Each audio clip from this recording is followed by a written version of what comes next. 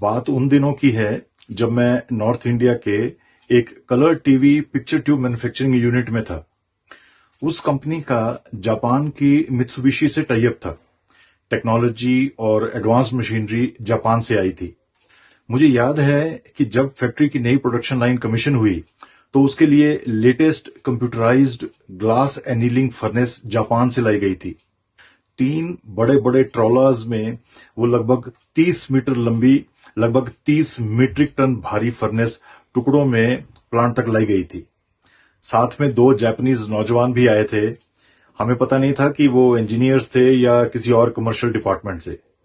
Factory के compound में जब ट्रॉलर्स पहुंच गए तो पहला सवाल था कि उस फर्नेस के भारी भरकम हिस्सों को ट्रॉलर से उतारा कैसे जाए और उतारेगा कौन। हमारी एक टीम तैयार थी हेल्प करने के लिए, पर चूंकि जापान से आने से लेकर मशीन की पूरी तरह से कमीशन हो जाने तक सारी जिम्मेदारी मित्सुबिशी की थी, सो इसलिए हमें स्टैंड बाय पर रखा गया।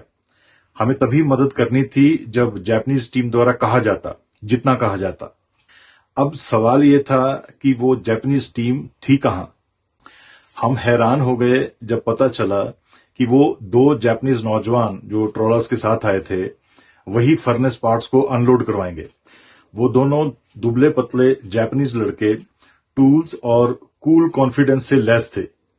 उन्होंने हाइड्राज यानी हेवी ड्यूटी हाइड्रोलिक लिफ्ट्स को अपने हिसाब से पोजीशन किया, मशीन कंटेनर्स को बांधकर सिक्योर किया और घंटों की मशक्कत के बाद नीचे रोलर्स पर उतारा, अंदर प्लांट में डेजिग्नेटेड जगह तक पहुंचाया और फाउंडेशंस पर अलाइन करके रख दिया। इसके बाद सवाल ये था कि उन पार्ट्स को असेंबल करने कौन आएगा। आफ्टर ऑल वो कई दिनों का स्पेशलाइज्ड मैकेनिकल और इलेक्ट्रिकल काम था, जिसके लिए आमतौर पर एक मैकेनिकल इंजीनियर्स की टीम और एक इलेक्ट्रिकल इंजीनियर्स की टीम की जरूरत थी। हम फिर से हैरान हो गए जब पता चला कि मैकेनिकल असेंबली भी वही दोनों करेंगे और इलेक्ट्रिकल कनेक्शंस भी। अगले कुछ दिन असेंबली करते करते कई जगह सिविल वर्क करना पड़ा, प्लेटफॉर्म्स वगैरह मॉडिफाई करने पड़े, पिट्स रीडिजाइन करने पड़े। सिविल इंजीनियरिंग का काम भी उन दोनों ने खुद किया। उन दोनों को कंपनी के गेस्ट हाउस में ठहराया गया था। वो दोनों सुबह अर्ली मॉर्निंग आ जाते थे और रात तक रहते थे। कुछ अपना पैक्ड खाना लाते थे जो कैंटीन में लंच टाइम में खाते थे। बातचीत बहुत कम होती थी क्योंकि एक तो वो बहुत बिजी रहते थे और दूसरा उनको इंग्लिश बस काम चलाऊ ही आती थी। जब वो जायंट फर्नेस पूरी तरह से असेंबल और इंस्टॉल हो गई, इलेक्ट्रिकल कनेक्शंस भी हो गए, तो अब सवाल था कि उस फर्नेस की सॉफ्टवेयर प्रोग्रामिंग कौन करेगा। क्या जापान से कंप्यूटर सॉफ्टवेयर इंजीनियर्स भी आ रहे थे? पता चला वो सब भी वही दोनों करेंगे। We all were amazed. उसके बाद हमने देखा कि दोनों घंटों फर्नेस की कंप्यूटर स्क्रीन के सामने खड़े रहते, उसकी न्यूरो सर्जरी करते। जब वो सब भी हो गया तो जरूरत थी फुल स्केल फर्नेस फायरिंग की, उसको चलाने की। 500 डिग्री सेल्सियस तापमान से भी ऊपर सारी प्रोसेस की ड्राई और वेट टेस्टिंग की। इसके लिए जरूरत थी थर्मल और ग्लास टेक्नोलॉजी एक्सपर्ट्स की। इसके लिए भी वो दोनों ही थे। और वो सब भी जब सक्सेसफुली हो गया, फर्नेस पूरी तरह से ठीक चल पड़ी, तब हमारी टीम को ट्रेनिंग भी उन्होंने दी और परचेज टीम के साथ बैठकर वारंटी और लीगल फॉर्मेलिटीज भी पूरी की।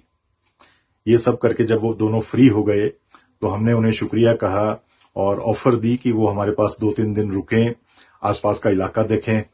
उन्होंने पोलाइटली मना कर दिया और अपने 2 छोटे-छोटे सूटकेस उठाकर जापानीज एक्सेंट में हिंदी में धन्यवाद बोलकर टैक्सी में बैठकर एयरपोर्ट चले गए। उन चंद दिनों में वो 7 समुद्र पार से आए 2 नौजवान काम के प्रति हमारा नजरिया बदल गए। हमारे यहाँ अक्सर काम डेजिग्नेशन देकर किया जाता है। ये मेरा काम नहीं है, ये उसका काम है, ये मेरे लेवल का काम नहीं है वगैरह।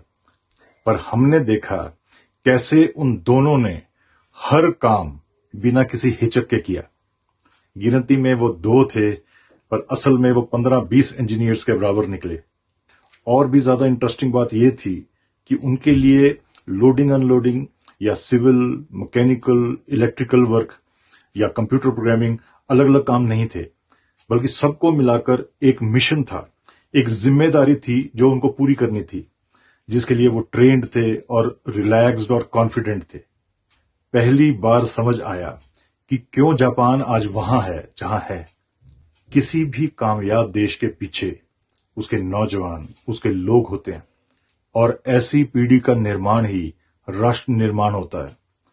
देश जनसंख्या से नहीं, उसकी गुणवत्ता से महान बनते हैं। Thank you so much for your time.